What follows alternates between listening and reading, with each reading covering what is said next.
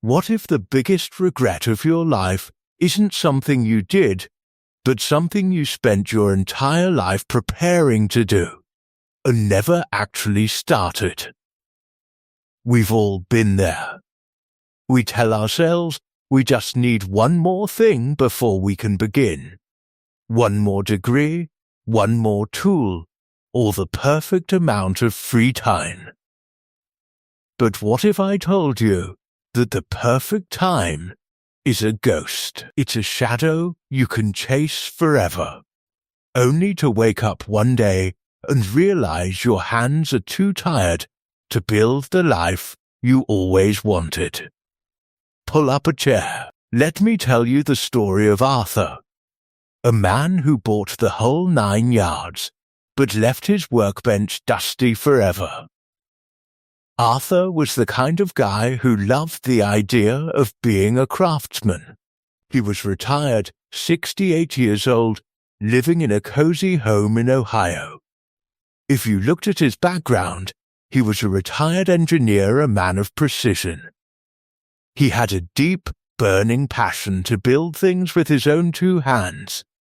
His grand dream? He wanted to build a grandfather clock. Not just any clock, mind you.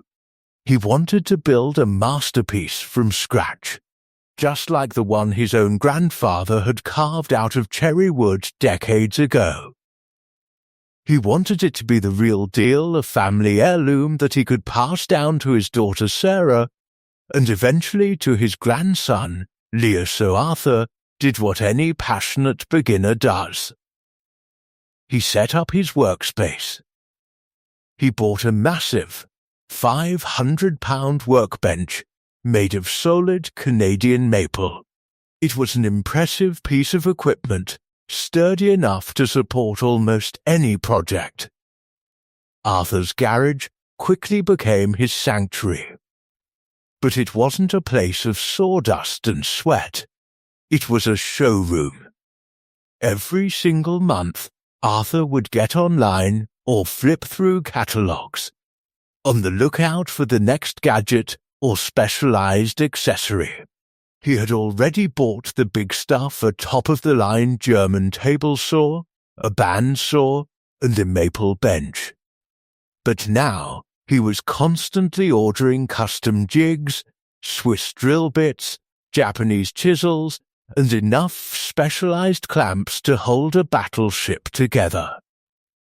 His pegboard was a work of art, every tool hanging in its designated spot, gleaming like jewelry under the bright LED workshop lights. If you walked into Arthur's garage, you'd think, wow, this guy must be a master craftsman.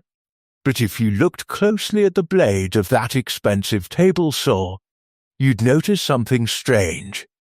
The factory coating was still intact, and the teeth were still gleaming without any resin build-up. There was no sawdust in the collector. The garage smelled of fresh cardboard and metal oil. Not wood.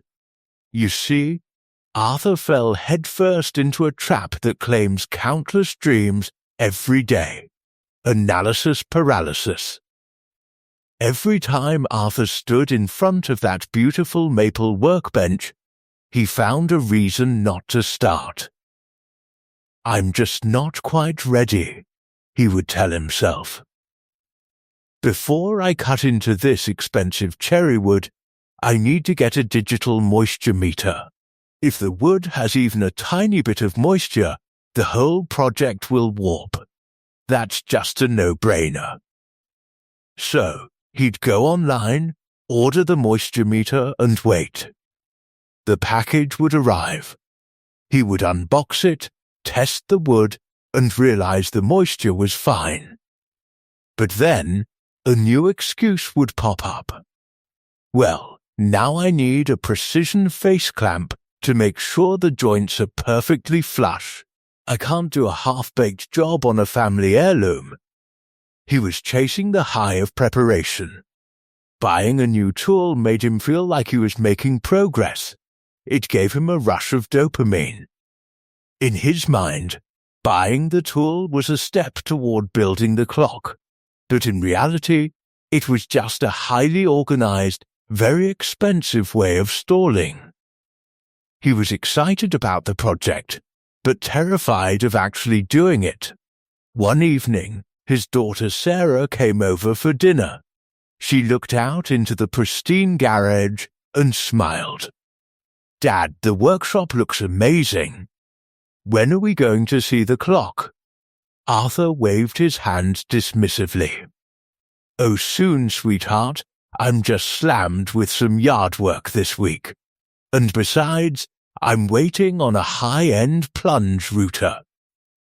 It's on back order. Once that baby arrives, it'll be a piece of cake."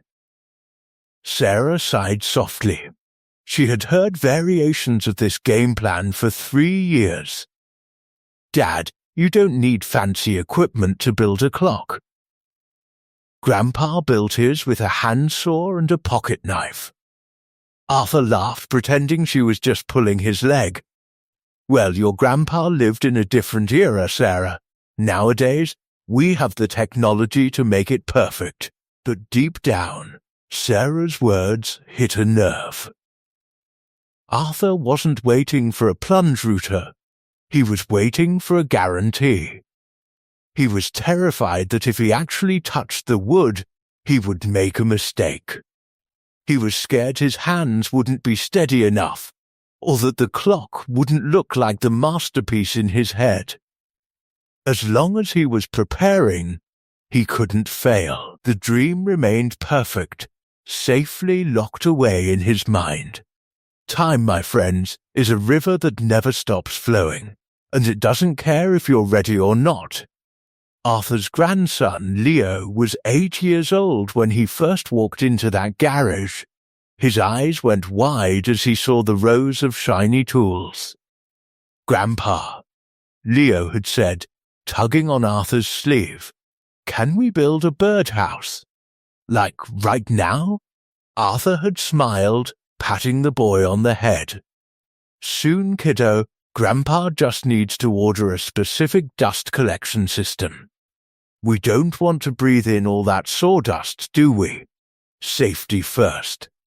Once I get that set up, we'll build the best birdhouse in the neighborhood."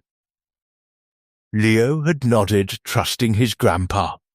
But the dust collection system came, and the birdhouse never did.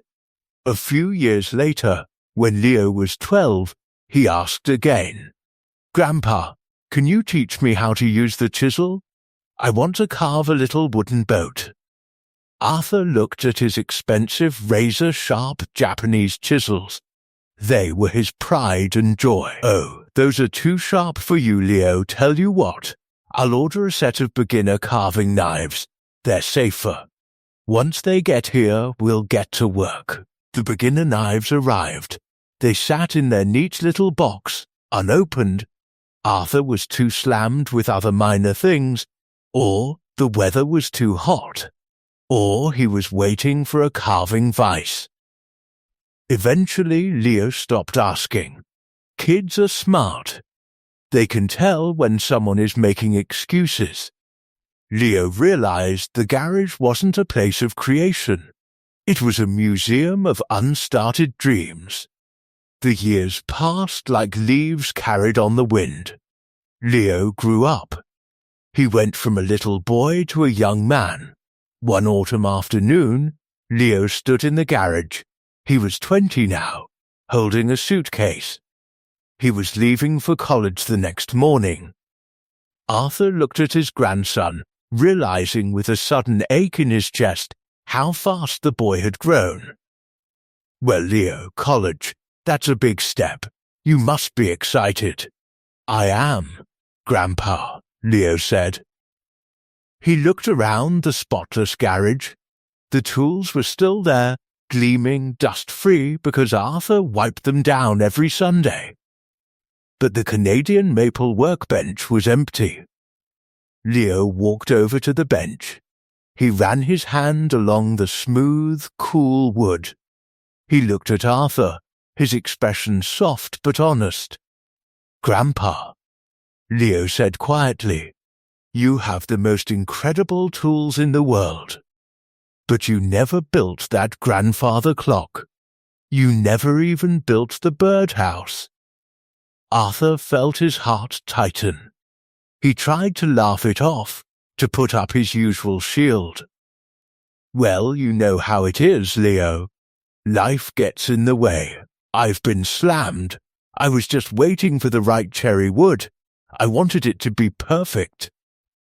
Leo shook his head slowly. I didn't need it to be perfect, Grandpa. I just wanted to build something with you. Those words hit Arthur like a ton of bricks. Leo gave his grandfather a hug, walked out of the garage, and drove away. Arthur stood alone in the silence of his workshop. He looked at the pegboard, the table saw, the chisels. For the first time, he didn't see a room full of potential. He saw a room full of monumentally expensive excuses. Arthur promised himself that this time he would bite the bullet. He would start the clock. He ordered the cherry wood. It arrived, flawless and fragrant. He laid it on the workbench, running his fingers over the grain. He told himself he'd make the first cut the very next morning. But the next morning, he felt too tired, and the morning after that, his joints ached. Weeks slid by, the cherry wood sitting untouched, waiting for a tomorrow that kept moving. And then, the universe reminded him that our time is not infinite. One evening, Arthur suffered a sudden, severe stroke. He was rushed to the hospital. He survived, thank God, but the stroke left its mark. When Arthur finally returned home, his right side was weak. Most devastating of all, his right hand, his dominant hand, the hand of an engineer, the hand that was supposed to carve the grandfather clock, had a permanent severe tremor. A few weeks after coming home, Arthur walked out to the garage. The cherry wood was still sitting on the heavy wooden workbench. The tools were still hanging on the wall. Arthur walked over, his gait slow and unsteady. He reached out his shaking right hand and gripped one of his beautiful Japanese chisels. He tried to hold it steady against the wood. His hand shook violently. The chisel slipped, scraping the wood, but making no meaningful cut. Arthur tried again, gritting his teeth, pouring all his willpower into his hand. It was no use. The fine motor control was gone. The tool felt heavy, awkward, and completely useless in his trembling grip. With a soft sigh, Arthur let the chisel drop. It clattered against the concrete floor, the metal ringing in the quiet garage. Arthur sank into his workshop stool. He looked at his trembling hand, and then at the workbench. He had spent 10 years waiting for the right moment. He had spent thousands of dollars buying the perfect tools. He had made sure every single detail of his preparation was flawless. And in the end, he had run out of time. The tools hadn't made him a craftsman. They had just made him a collector. He had bought everything, but he had made absolutely nothing. Arthur's story doesn't end in complete darkness. A few months later, Leo came home for summer break. He walked into the garage and found Arthur sitting there, just looking at the wood. Leo didn't say a word. He went to the pegboard, grabbed a simple handsaw, and put it in Arthur's left hand. Then Leo placed his own strong hands over Arthur's shaking ones.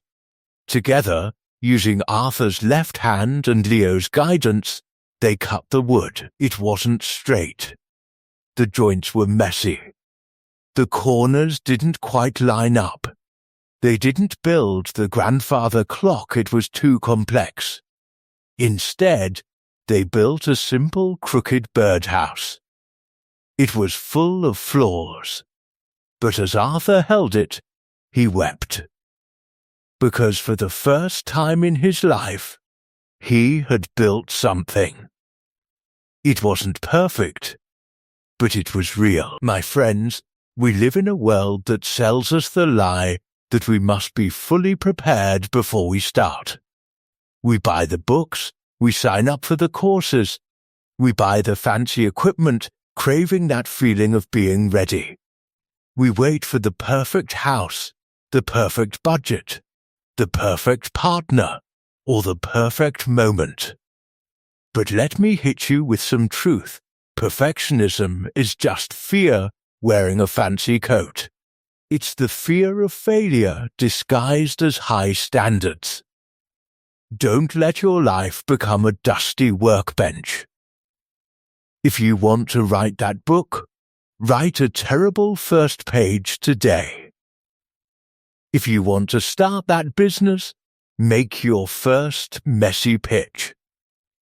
If you want to build a life of purpose, stop waiting for the perfect tools. Bite the bullet. Grab whatever tool you have right now, even if it's blunt, even if your hands are shaking, and make something.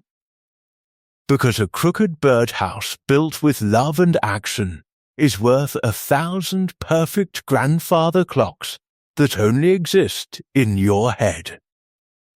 Think about it. What is the one thing you've been putting off because you're waiting for the perfect moment? Let me know in the comments below. I read every single one of them. I'm Grandpa Ben, and this has been Grandpa Ben's Story Hour. Thank you for sitting with me today. If you needed to hear this, subscribe and join our storytelling family. Until next time, take care of yourselves and start building.